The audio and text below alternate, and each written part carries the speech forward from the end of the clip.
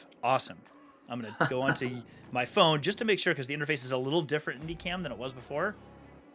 Not a lot, but it is a little different. But anyway, hey everybody. Thanks for being here. It's awesome. Marie, it is super cool to have you here. I know we did a little bit of a live on Monday on TikTok, which was super fun. And then you get to come on the show today, which is... Rich is already here like, this thing on. Ryan, it's the first time Rich has been on for a while. We need a Star Trek reference. Please, go. Oh my gosh. Hailing frequencies open. To answer Rich's question. So Rich, I'm super excited to have you back. And on the show, we purposefully moved the show to this time, so that way it would be easier for you to be able to participate. So, it's awesome to have you on the show. And the lateness was all on me, everybody.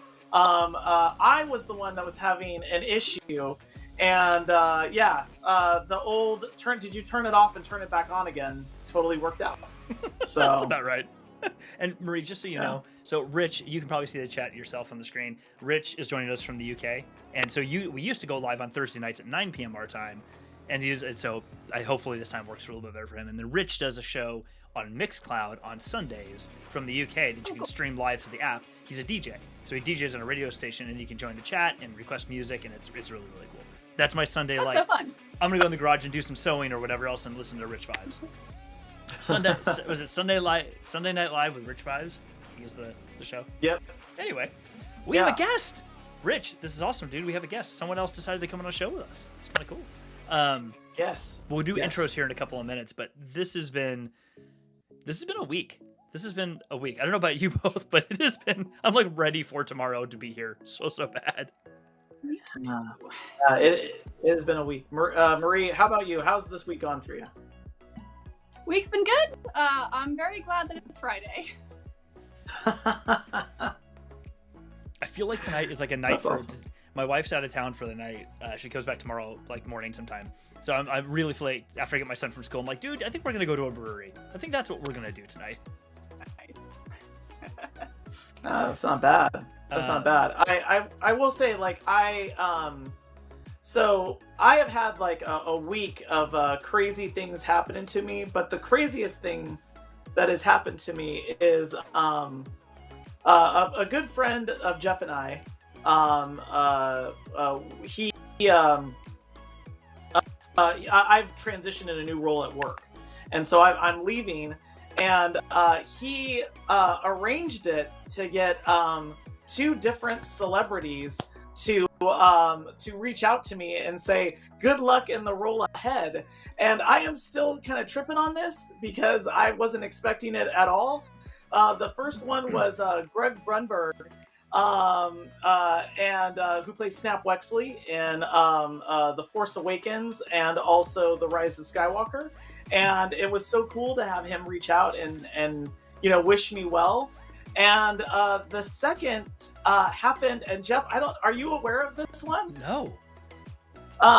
So the Jeff knows that I'm like a big like sci-fi person, and like just like super like the 1980s are my jam. So I spent like so much time like watching like Star Wars and Star Trek.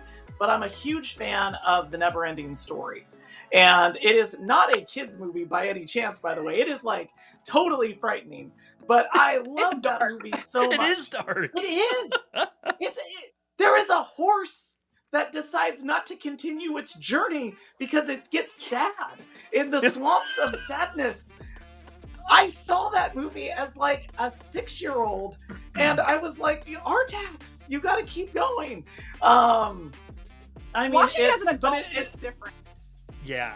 Yes, it totally is. So oddly, during the winter, I saw the movie. I have little kids. I have some very little children, and I was like, oh, you kids can't watch this movie. It's rough. And anyway, I'm just a really big fan of the movie. The whole stylings of it, and it also was cool because it inspired a cool thing in Star Wars, where George Lucas saw the childlike empress of Fantasia and said, a kid running a whole like planet. Like I'm gonna do that. And that inspired the Padme Amidala character. Well, anyway, I came back to work from the break, and I brought this up to our friend Ken, and Ken said, "Oh, you're a big fan of that movie?" "Oh yeah, no, a huge fan." And then yesterday, I had the actress that played the childlike empress, however many years ago, Tammy Stronach. She reached out to me and made a video wishing me the best, hoping that I ride my luck dragon, and I'm like over the moon, man. Like I am ending the week batting the sci-fi geek equivalent of 1,000. Nice. Like I have Snap Wexley on my side. I have the childlike empress telling me to ride luck dragons. Yeah. It's pretty crazy. It's been a week. Dude, but riding high. And then I get to share this with you both. And so Jeff and I always make a joke. The weekend really never starts until we are able to have this show. So yeah, it's great to be able to be with you both today and talk. Absolutely. Okay, so we've got probably a ton to talk about, and Marie, I can't wait for you to like just open up and talk all about your Star Wars like geek path, but also your cosplay path like in general. And we were just talking about Star Wars. Like, obviously, you have Star Wars books behind you and comics and all kinds of cool stuff coming up. Your wedding coming up in a year. Like, there's just tons of things to get into. Plus, Star Wars stuff to talk about. So, why don't we get into it? We'll just go from there. Come on. Oh, my transitions aren't working. Sorry. That was an epic fail. Dang. Come on. There we go. My computer's just being slow today. Anyway, hey everybody. Thanks for being here. Rich and Joe and everybody else who's in the chat right now. Thanks for being here. Marie, thank you so much for joining. Really, really appreciate it. Do you mind giving a quick intro for everyone who has not seen your content before? Sure. Well, I am Marie Bernadette. I am So Much Life Cosplay on TikTok and Instagram, and I do cosplay, as the name suggests. Huge Star Wars fan, huge nerd in general, love Marvel, love DC, love comic books, and I'm excited to be here and talking about my favorite things. Excellent. Right on. Just a quick note for everyone watching, do the like and subscribe thing. It's helpful. We appreciate it. I'm not going to say it a bunch of times, but I think I have a button here for it. Let's see if it works. Nope, it doesn't work. My computer's just running slow today, apparently. There. Does it give the... There it goes. There it goes. Subscribe, see? The subscribe thing. Do that. Do that stuff. Anyway. So the Bad Batch... Latest episode of the Bad Batch came out this week. We have, I think, the latest trailer for The Mandalorian Season 3 is out. Ahsoka's coming up sometime this year. Like, just all kinds of content like that. So rather than, like... dive too far into those things, which we could easily do, I thought it'd be a little bit interesting today to kind of take a step back, and I'm going to close my shades in a minute because I'm getting a lot of sunlight in. I thought it'd be kind of interesting to spend some time talking about world building, because for anyone who's watched Star Wars or just been a geek about anything in general, whether you're a Brandon Sanderson fan or a Game of Thrones person or Star Trek or insert Wheel of Time, the world building, at least in my thought, the world building for any of these fandoms is, to me at least, nearly the most important thing that happens. I mean, the stories that are told are amazing. Character development is amazing. I think it's hard though to, even with a book series or a fandom that is got a lot of rich stories in it, if you don't have good descriptions of the world, the galaxy, whatever that these characters occupy and spend their time in and have stories in, it can be really hard to attach yourselves to those stories. So, I don't know, Marie, maybe we'll start with you. I'm very curious your thoughts are on, and Rich has already just blown us up about Trek references. There will be Star Trek references, just so you know, Marie. Like, Ryan is the biggest Star Trek fan, huge Star Trek fan. So, there will be references. I'm so sorry, and I will say that my first entry into cosplay was through Star Trek. I was so I will say that that's how I got into that world, going to my very first sci-fi convention, and I was like, oh, there are people like me in the world, this is amazing. But yeah, it'd be great to learn kind of how you kind of see this as especially as someone who's in the cosplay space, adding to that world that's there. how you kind of see all this world building, and how that has obviously been a huge influence in the things that you do. Yeah. Well, I think when I think of Star Wars, I think of world building. The thing that I'm always drawn to is the costumes and like the outfits of the galaxy. I think for me, being able to see that within the movies and the shows and also in the comic books is a really good way to sort of like tell you where you are in the galaxy, and it makes it feel like a real world. I think is so cool. Yeah, I like how you describe that. You think about like the one that comes to mind. I mean, there's tons of examples, I'm sure, for all of us. But the one that comes to mind right off the bat is like Maz Kanata's castle in Force Awakens. Yes. So when we get to her planet, we get to the planet, we get to Maz Kanata's castle, and then all the not just all the different characters, but like the flags and fabrics hanging outside, all the different types of alien species inside. They're all dressed differently. It it made you feel like you were in Star Wars. At least for me, it made me feel like I'm in Star Wars. Like it's our new cantina scene. It's our new Mos Eisley, but not quite as dark and dingy and freaky, and they're not so like antagonistic against droids at Maz Kanata's place. I guess Marie, I'm curious from you. We talked about this once before, but I'm curious. When you first kind of really got into Star Wars, and this I think you were already doing cosplay stuff anyway, so kind of got into cos. What would you say sort of motivated you to do the things that you do with Star Wars and like got you so excited about it? Like whether it's the stories and the worlds, like what was it that like kind of gets you to do this more? That's a good question. I think one of the things that I absolutely fell in love about Star Wars is the fact that the world is so big and that there are so many stories that you can find. I mean, when I was a kid, I was always reading, books and comics and things. And it's fun when you find one book and it's like a singular book and you finish it and you're like, oh, it's over. But with Star Wars, it's never over. And I think that was one of the most like exciting things for me, is that I knew that I would be able to continue reading and exploring Star Wars forever. Like I will probably never read all of the Star Wars books and comics. And that's exciting to me. So that kind of drew me in, and I kept wanting to find more and more and more stories. And like I said, I've always been drawn to the costumes in Star Wars, all of the different outfits that people wear. I have a whole list of costumes I definitely want to make in the future because they're just so cool. And I was excited to get started on that.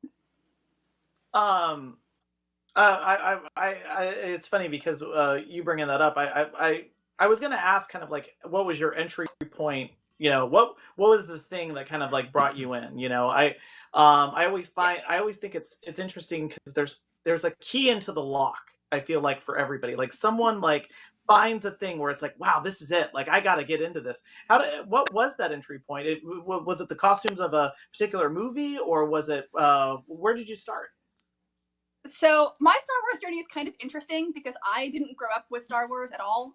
My older brothers all watch Star Wars, but they're like 10 years older than I am, so they didn't actually end up sharing that with me. And when I was in college, I got a job at Disney World, and I started working there in 2012. So it was kind of right around the time that Disney had acquired Lucasfilm, and not too long after they had acquired Marvel. And I remember thinking that like, I should explore both of these properties so that I could do my job better as a cast member. And like they sounded cool. It didn't sound uninteresting. And then I also met my fiance, my boyfriend at the time, who was a huge Star Wars fan, and he said, "Oh, well, I have the movies, so if you want to watch them, we can watch them together." And I was hooked. I was gonna say, go ahead, Jeff, before, please. yeah, I was gonna throw out there. So Mike Friends in the comments here a second ago brought up. This is sort of an adjacent thing, but I wanted to use it as a way to lead into another topic for both of you. I'm assuming, have both of you caught up on the Bad Batch, the latest episode of the Bad Batch?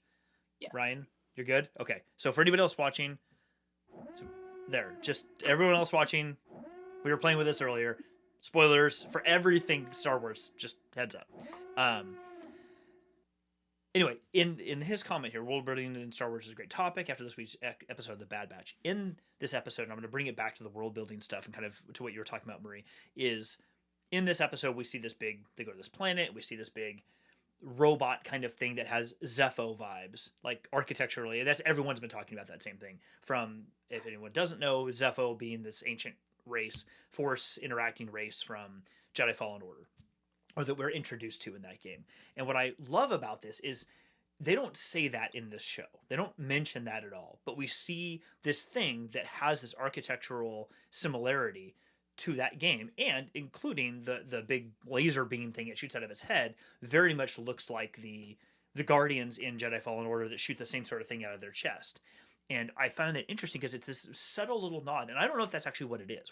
None of us really do, but it's this really neat and subtle nod to this new through line they're starting to create through Star Wars of this ancient race that did things, but it doesn't have to be a big prominent figure in this series. It can just be one other thing that exists that also you can build stories on top of.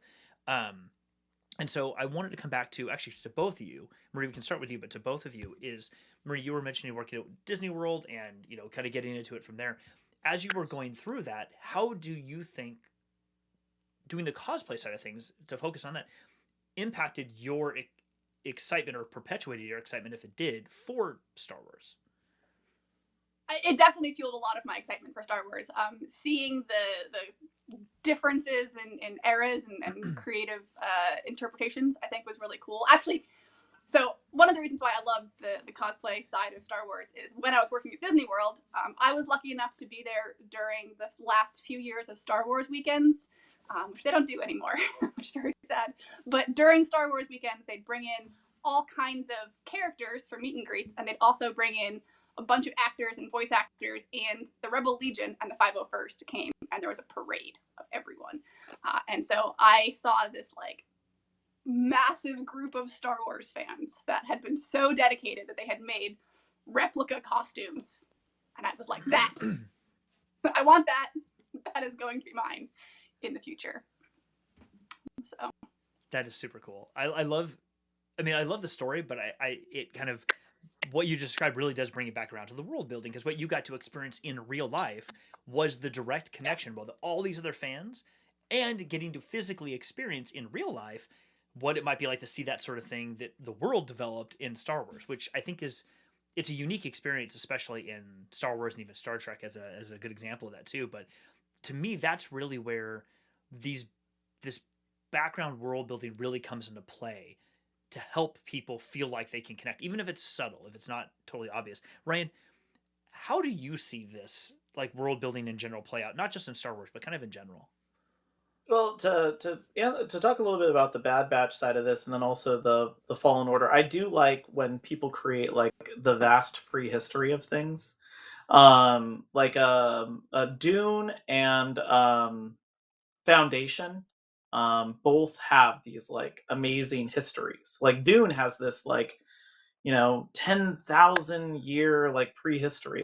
There's all these things that happen before you meet Paul Atreides, and I like the idea of, and it's rare because I like the idea of some great prehistory and then building from there, and you can kind of cut that up. So I think that that's really great. I will say that, and this kind of builds on Marie, some of your comments on this from what I feel like you get from the cosplay that's connected to the world building is, I feel like when you find something that you really enjoy, and it is in this kind of fictional space, you want to bring it into the real world somehow. You want to be a bridge to make it real. And when I was a kid growing up with Star Wars, all I wanted was a lightsaber. Because it was something that I wanted to make real. I wanted to bring it, and by the way, crazy dangerous for a child to have a lightsaber. But I wanted it in real life. And so everything became a lightsaber, a broomstick, this, that, it became a lightsaber. And then I almost think that you start with what's around you when you're trying to do that. What's nearby, because you're bringing these things that have no dimension in the real world, and you're giving them life, and then you can kind of make it grow and make it your own. I feel like that's, and I could be wrong about this as far as like the roots of cosplay and also the and its connection to world building, but I think it's like, at least for me, it's always been, I want to be that bridge that brings this into this reality. And then I can participate and be a part of this world in a way that I otherwise couldn't have. I understand that from like full cosplay with the types of amazing costumes that I see people making, to bounding, to even when people are just like, I'm gonna go and buy myself a lightsaber because it brings something in to my own space, I guess. But I'd love to hear your thoughts, all of both of you on. Yeah, I mean, absolutely. I feel like one of the big reasons that I wanted to not only make a cosplay but also join the Rebel Legion is because I wanted to be able to go to like events with other cosplayers, and I get to dress as my favorite Jedi, and I get to kind of be in character the entire time, and kind of like channel my inner Jedi, if you will. And that's like really fun to me, being able to step into that role, and you see like kids' faces when they see you. They're just like, "Oh my gosh, it's a Jedi and there's a lightsaber," and it's the coolest feeling. Like being able to feel like I am living in that world for even just like a tiny fraction of time. It's great. Oh yeah.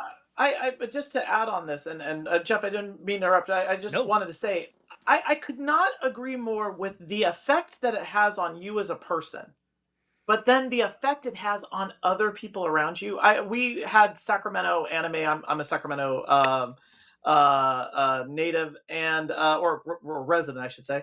And we went. I brought my all my kids and my wife. We all went to Sac Anime, and my kids were like over the moon because these were all people that had invested time into their costumes, and we were taking pictures with people, and they were so excited to take pictures with us. We weren't in costume, but we were so happy that other people were. Like we had like we have like this whole brood of people, and we were just loving that we could be in this like immersive experience with other people. I mean, it's funny because there's other forms of this, like Renaissance fairs and other things where it's like where people can have this immersive experience and live this out, even if it's just a moment. And whenever I've cosplayed or been out in the world like that, it's like you're having this amazing effect, and then you're transmitting it to all these other people. Um, yeah, it's like you're just tweaking reality for like a small moment, you Mm-hmm. know. It's interesting that the Renaissance Fair is one of the examples you brought up, and I totally forgot about those that they happen. When I was a kid, so I grew up in Southern California, and it was a regular thing. I'm sure there was others, but it was a regular thing to go out to San Bernardino, so like east of LA, kind of in the foothills, and there was a bunch of like big concert venues and stuff, and they would have a huge Renaissance Fair out there. And I remember my parents taking me once, and then my best friend and his mom took the two of us. And I remember thinking as a kid, like all these people are working here and people are walking around. I thought it was like the way that I envisioned it was like you're going to Disneyland or Disney World, and there's all these people who are in character for you, and they're putting on this big show and all that. And it wasn't until I became, I'm not joking, until I became an adult and actually even thought about the idea of cosplay that it finally dawned on me that most of these people are just people who just came to dress up because they just thought it was fun. People who work the booth, they dress up because that's what you do, but they're not like all paid by some big venue. These are people who just love this, who want to do this. And the experience it created for me as like a 9-year-old or a 10-year-old, because I had no knowledge of that you step into this world of like, wow, someone's putting on this big immersive experience for you. And to your point, Ryan, you get to feel like you're in that world, even if it's for a brief period of time.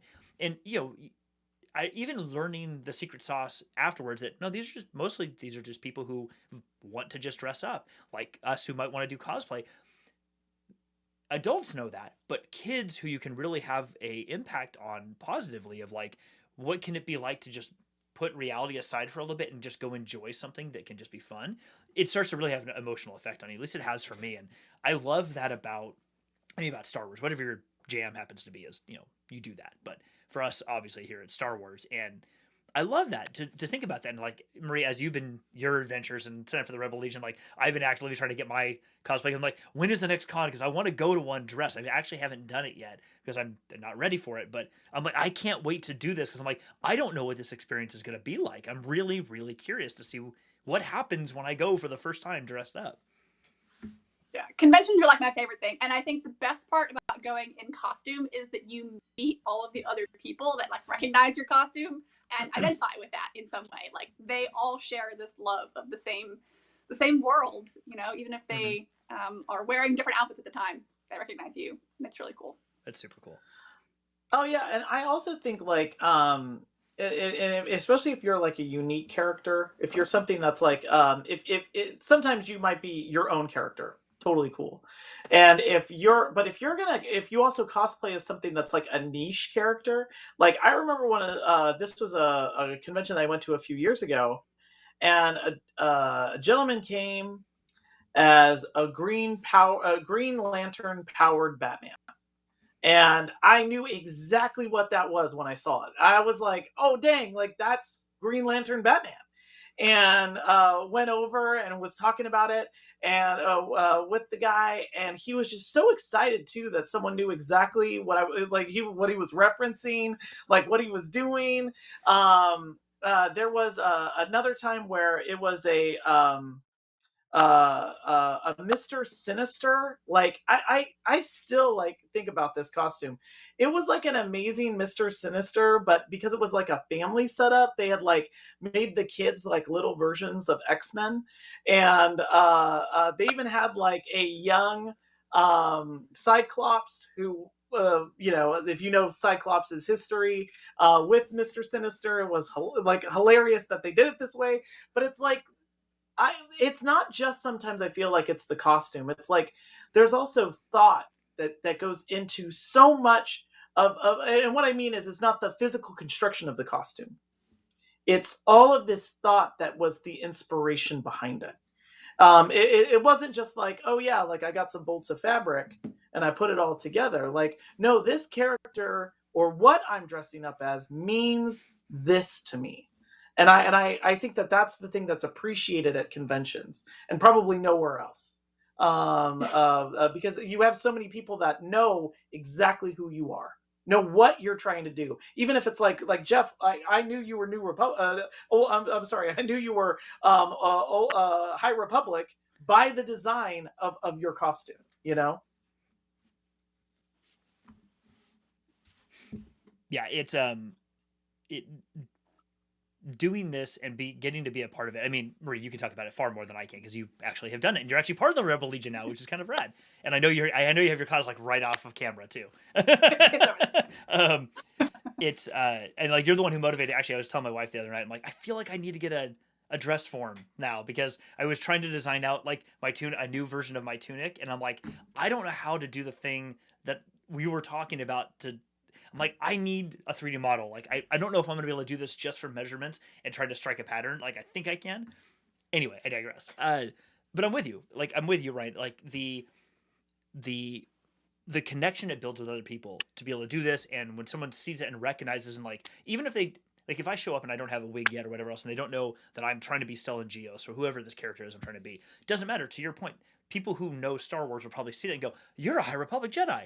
And great. And now a conversation starts and potentially a relationship builds, even if it is just for a couple of moments.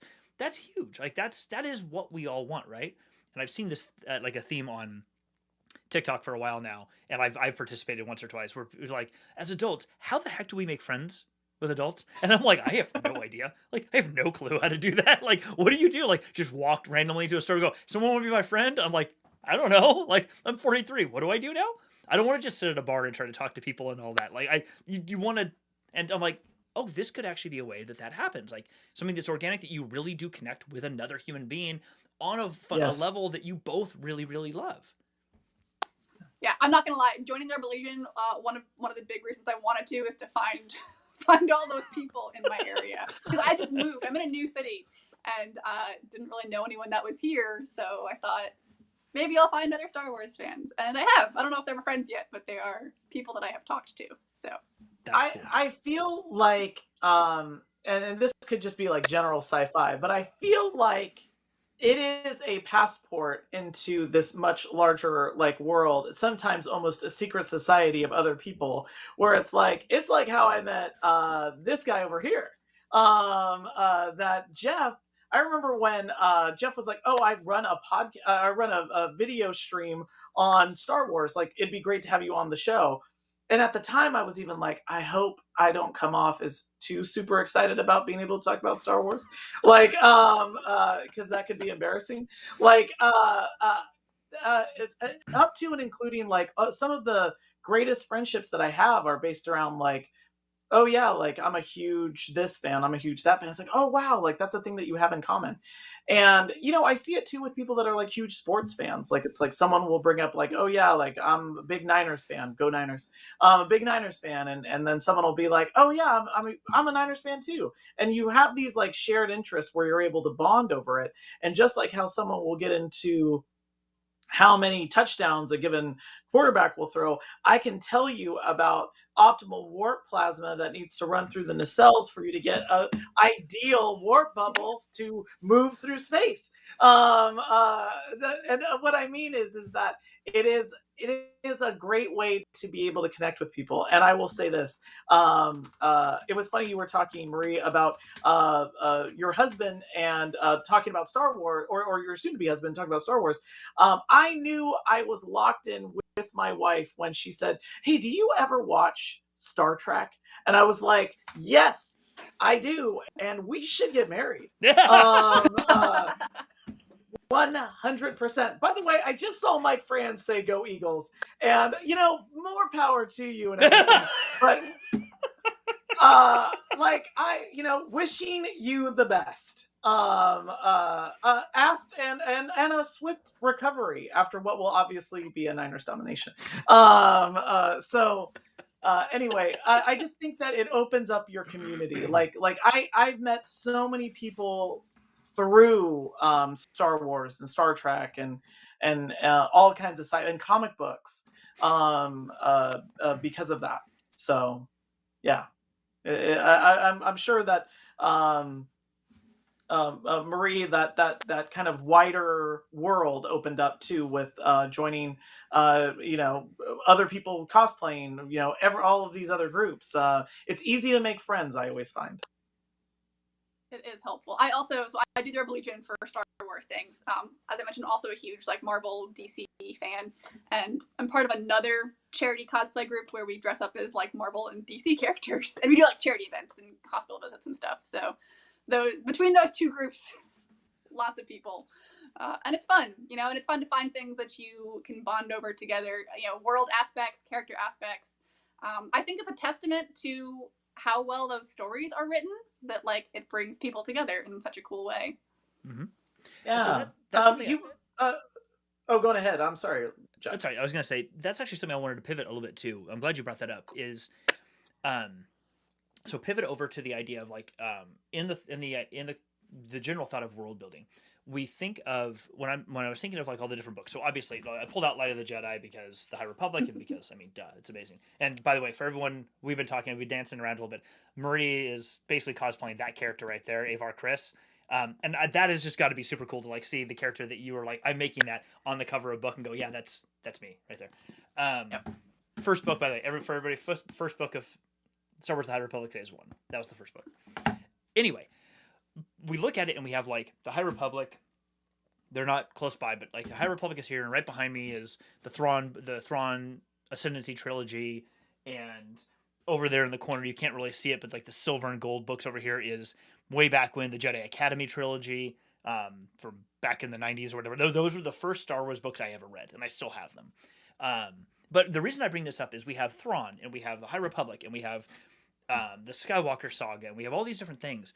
And regardless of whether it's technically canon or not, I love that, and this is kind of what I wanted to give it into, is I love that people can pick somebody they attach to or a character or whatever they attach to throughout any of these things, because all of these different worlds that have been created, like literally different worlds and sectors of this galaxy, but more of in the existential storytelling sense, all of these different this world that has been created that all these different characters and creatures can live in, even if one thing is not technically canon anymore and something else is, kind of doesn't matter from a storytelling perspective or even a cosplay perspective, because anything you want to be is valid, and even if it's not technically canon, it doesn't mean that it will not be addressed at some point or come up. And it's a huge galaxy, there's millions and millions and millions of worlds. Whatever you want to be could probably come from that. It would make perfect sense. And I think that's really interesting about these immersive story settings like Star Wars and like Star Trek and like Wheel of Time and like Dune, where there is so much behind it that you almost can't ever get bored. You can almost always find something that you're going to get attached to. I actually had a thread.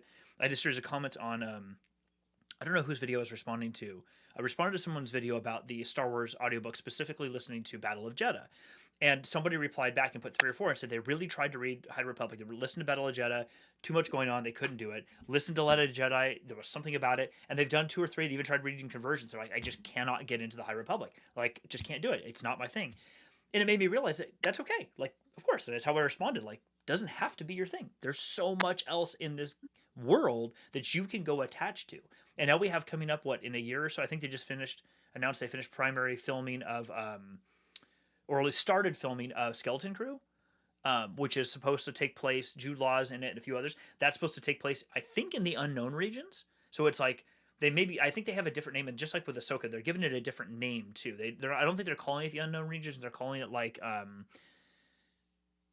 New Space or something, is like casually what it's being referenced. But the idea is, I think it's basically the unknown regions, as we've heard about in Thrawn and wherever else. Yeah. But I find it so interesting because there's all these different pockets that can be built up of stories. They're all part of the same thing, but they can be built up and told in different ways. So this is going to be like an Amblin style, like coming of age type TV series, sort of like Goonies or in that same sort of vein. I just find that really interesting that we can have so much of that, and all these stories can be valid stories for various audiences. Yeah. I will say one of my favorite things about Star Wars is the fact that it is not one story. I mean, we have like the Skywalker saga, which people think of as kind of like the main story, but Star Wars is just a place where stories can exist, and these stories can overlap or they can diverge.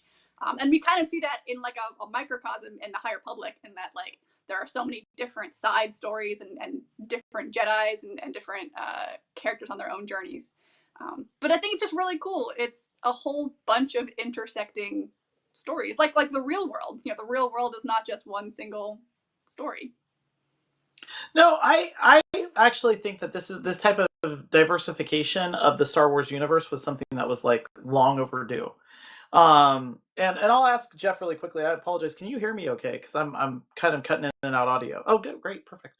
I agree with both of you. I would just say that the thing that for so long, like especially that time between like the release of the original trilogy and really for years, I mean, for almost 2 or 3 decades, you have this like time period where all you have is some of the expanded universe, which is just kind of constantly building on stories of Luke, Han, Leia, Chewbacca, like all of these stories that are, and then of course their children. That stayed there for a while. You did have some throwbacks, like when Knights of the Old Republic came out. You did have a little bit of that. But what I like about what they're doing with the High Republic series and now with a lot of their storylines, especially on the television shows, is they're giving all of this room for new characters to breathe. They're really spending time in these worlds that they've created, allowing characters to engage. I mean, again, like my favorite Star Wars property now is Andor. I mean, oh my gosh, like I just can't get enough of that. Like that storyline was just amazing. And then how they lived in that world. Like I keep thinking of of the like every little, like tiny little things, like how normal people would be living on Coruscant, how just the ships and the technology, they keep expanding the edges of the world while showing you the characters that are living in it. And that had been missing from Star Wars for so long. You got that in Star Trek. I mean, oh my gosh, you got you got too much in Star Trek sometimes. You learned about cultures that you might not be that interested in. I'm looking at you, Ferengi. But no, I'm too hard on the Ferengi. I'm fine with it. But at the same time, you really get all of this diversity of characters, and I have just really loved that. Like I like all these intersecting storylines. I like that there's a world that's bigger than the Jedi, or a universe that's bigger than the Jedi. I really like the opportunity to explore things that we don't know about, and not in a way where it's fan service, where it's like, I need to know how Han Solo got his gun. It's like, I'm not that interested in that. But to see the Empire as a fascist state and what that's like to live under, like what is the rebellion really fighting for? That really, that keeps bringing me back. That's giving new life, I feel like, to a franchise that started in 1977. Like, they are making themselves very relevant by, I think, increasing these storylines. Yeah, I agree with both of you on this. I know that we're coming up to time. I have a question that's totally off the topic here. And it's Marie, it's a thing that you brought up right at the start of the show. You said you had a long list of costumes that you were like, oh yeah, I have costumes I want to make. What's something that's on your list that you're like, I have always wanted, and this is like a total, like, I don't have a Starfleet uniform. I will eventually get there. But I always, I gotta ask, like, is there a costume that you're really eager to like tackle, something that you can't wait to get to? So I can pinpoint basically the exact moment when I went from being like a casual Star Wars fan to being super mega obsessed. And it was after I'd watched all the movies, and I started watching the TV series. I'm watching Clone Wars for the first time, and we meet Satine and Obi-Wan. And I love Satine. I want to cosplay all of her outfits, but especially her blue outfit with the like. Yes. The crown like, on the side. Yeah. What looks like underwater sea creature things sticking out. Yes. Yeah. Yep. So I want that one day when I have some time and can buy some cool fabrics. And I also love Padme. I could spend the rest of my life making her wardrobe and not finish it. But oh my gosh. Yeah, so, I definitely want Satine. Definitely want Padme. And I would love Leia. I actually have a list of cosplays for like as I age, like things that I want to do as I get older to make it exciting. And so when I'm older, I want to have a general Leia Organa costume, and I love some of her younger Leia looks as well. But yeah, we'll see. Oh, that's awesome. That is really cool. And by the way, total agreement on Satine. Like, I mean, just like Padme, like all of these amazing like outfits, and there's so much thought that's put into the design there. Like, I remember the red dress that you see Padme in episode 1. Queen Amidala, the first introduction of Queen Amidala. I remember I didn't know that the bottom of that dress lit up until I watched like it's just these like little. There's so much fine detail that is added into every little thing, and I think that's also what makes speaking, Jeff, about the world building. What makes this stuff more real is that there is all these little things. It's the red stripes or yellow stripes on Han Solo's pants. It's these little details that I think that we have them in our real world, so of course they would have them in their world. Mm-hmm. It's like, why do you have a fifth pocket on your jeans? Nobody uses that pocket, but we have one, and there's a story behind it. Why does Han Solo have these yellow stripes or these red stripes on his pants? Like, why the lights on Queen Amidala's dress? Jeff, you were talking about the headgear for Satine. I mean, it's like there's these are decisions that are made, and so there's all of this great detail behind it. It makes it far more real. Mm-hmm. So I wanted to circle back on that because you said you had a list, and I was like, oh, I bet there's some cool things on that list. Well, and you've got. I'd you also have love to do a Harris and Doula someday. My biggest problem is that I have chronic migraines, and I don't think that I'm going to deal with Leku very well. But if I can ever make Harris happen, I would love to. That'd be cool. That'd be super cool. I've seen a few, and when they're done well, they look really, really good. I mean, and you've done quite a few others too. Like I actually was when I was on your page earlier, we were messaging. I saw one of your ones of like Spider Gwen. Yes. That she was my first. Yeah, that was super cool. I dug that a lot. And you did. Awesome. You also did Kate Bishop too, right? Yes. So I have been a huge comic book reader of Spider Gwen and Kate Bishop since the beginning of both of them. So they're the two costumes that I have the most variations of for the characters. Wow, that's super cool. I have 6 or 7 of each. Wow. Oh my gosh! One day, see, this is what I have to look up to. Like I'm working on it. I'm trying to get my motivation back. I haven't sewn anything in like a week since I finished the Obi, and I'm like, crap. What do I do next? I'm like, I just got to remake everything. That's what I'm gonna do next. I'm just gonna make it all from scratch again. But I will say it's then a thing that you get to pass on, because it's like my kids are like super into this. So my youngest daughter Emily, she just turned 10. She is a huge Spider-Gwen fan. And when I tell her that I met someone that does Spider-Gwen cosplay, she's gonna be like thrilled about this, because of the fact that she has built her own Spider-Gwen outfit. And it's like, oh, this isn't like, oh, I'm gonna wear this for like Halloween. It's like, no, she wears it around, like everywhere, like if we like wherever she can. And blue ballet slippers, like the whole look. And she's loves the comic book.